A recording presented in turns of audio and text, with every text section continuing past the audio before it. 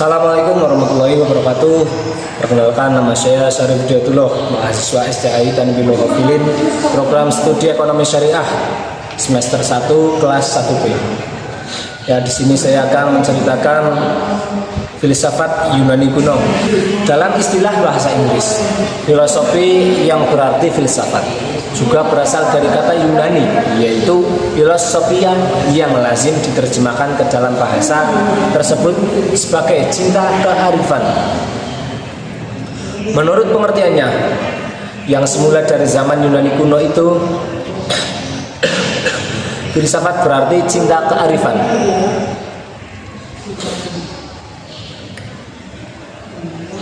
Filsafat adalah usaha memahami atau mengerti semesta dalam hal makna, hakikat, dan nilai-nilai esensiasi yang tidak cukup dijangkau hanya dengan panca indera manusia sekalipun. Bidang filsafat sangatlah luas dan mencakup secara keseluruhan, sejauh dapat dijangkau oleh pikiran. Filsafat berusaha untuk menjawab pertanyaan-pertanyaan tentang asal, mula, dan sifat dasar alam semesta. Sifat dasar alam semesta, tempat manusia hidup, serta apa yang merupakan tujuan hidupnya. Metode filsafat adalah metode bertanya. Objek formal filsafat adalah rasio yang bertanya. Objek materinya adalah semua yang ada. Jadi semua yang ada di alam ini bisa dijangkau dengan akal rasionya. Karena filsafat bukanlah suatu disiplin ilmu, maka sesuai dengan definisinya, sejarah dan perkembangan filsafat tidak akan pernah habis untuk dibahas. Dalam perkembangannya, filsafat berkembang melalui beberapa zaman, yaitu diawali dari zaman Yunani kuno, zaman ke-8. Zaman ke-8 itu abad 12 sampai 13 Masehi. Zaman awal modern dan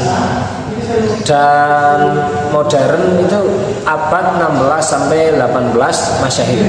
Dan zaman postmodern yaitu di abad 18 sampai abad 19 hingga saat ini juga.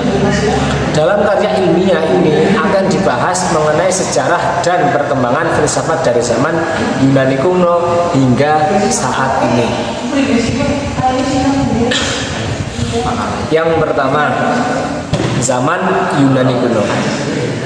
Zaman Yunani kuno yaitu mempunyai periode filsafat Yunani yang merupakan periode terpenting dalam sejarah peradaban manusia. Kenapa terpenting? Karena hal ini disebabkan karena pada saat itulah terjadi perubahan pola pikir, yang dimana dimaksud perubahan pola pikir itu mitosentris, yaitu pola pikir yang sangat mengandalkan mitos, saja untuk menjelaskan fenomena alam pada masa itu tersendiri.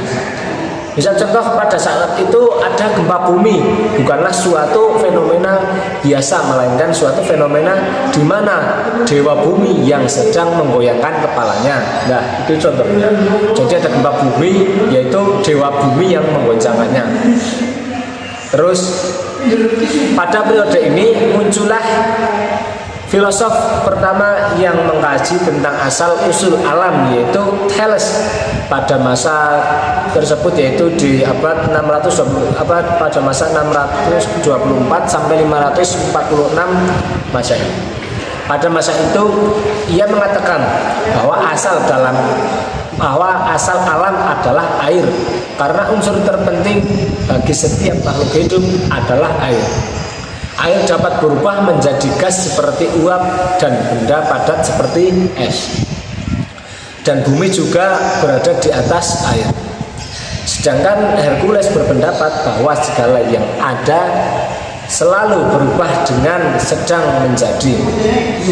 Ia mempercayai bahwa asas yang pertama dari alam semesta yaitu adalah api.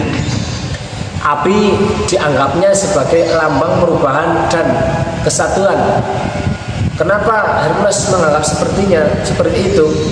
Karena api mempunyai sifat memusnahkan segala yang ada dan mengubah sesuatu tersebut menjadi abu atau asap. Sehingga Hercules menyimpulkan bahwa yang mendasar dalam alam semesta ini adalah bukan bahannya, melainkan aktor dan penyebabnya, yaitu api. Jadi api adalah unsur paling asasi dalam alam karena api dapat mengeraskan adonan roti dan di sisi lain dapat melakukan melelehkan es.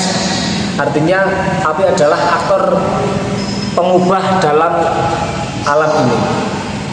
Sehingga api pantas dianggap sebagai simbol perubahan itu sendiri.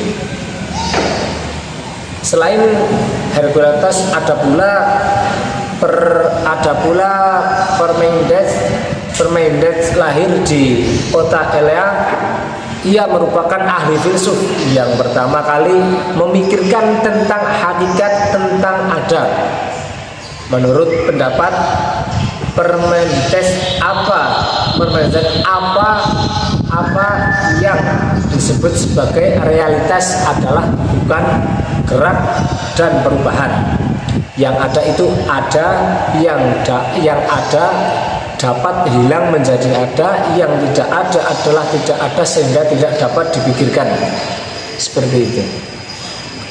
Selanjutnya, yang dapat dipikirkan hanyalah yang ada saja, yang tidak ada tidak dapat dipikirkan. Dengan demikian, yang ada itu satu, umum, tetap dan tidak dapat dibagi-bagi, karena membagi yang ada akan menimbulkan atau melahirkan banyak yang ada.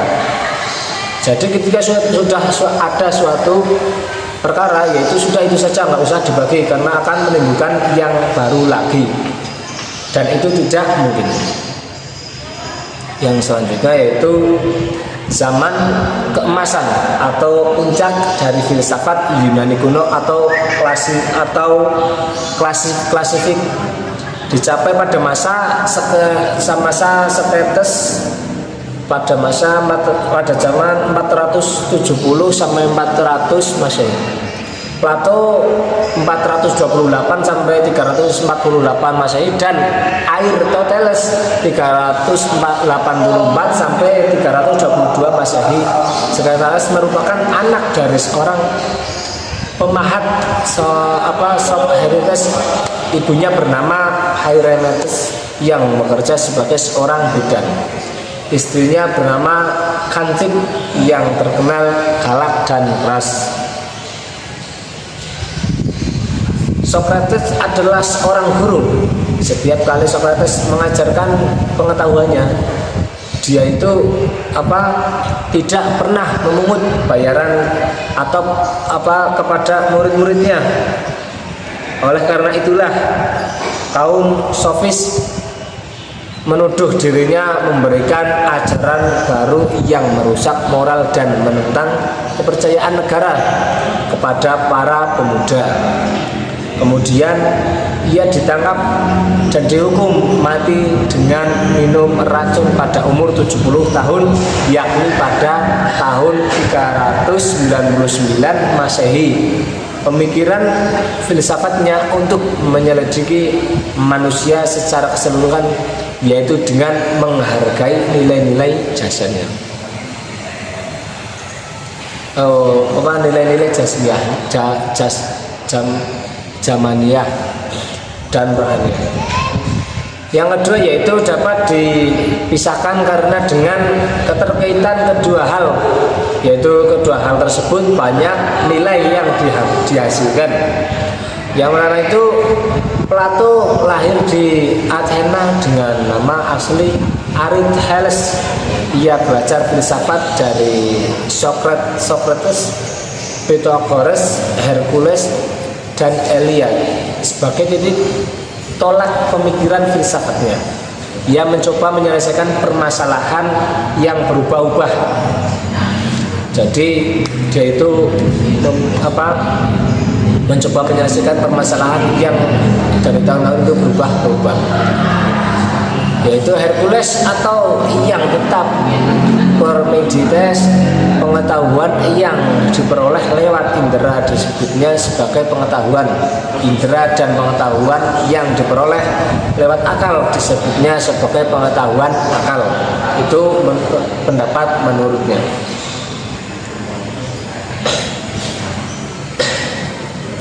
Ya, mungkin cukup sekian dari saya. Bila banyak tutur kata yang tidak berkenan, saya mohon maaf terus-terusnya. Billahi taufik wal hidayah. Wassalamualaikum warahmatullahi wabarakatuh.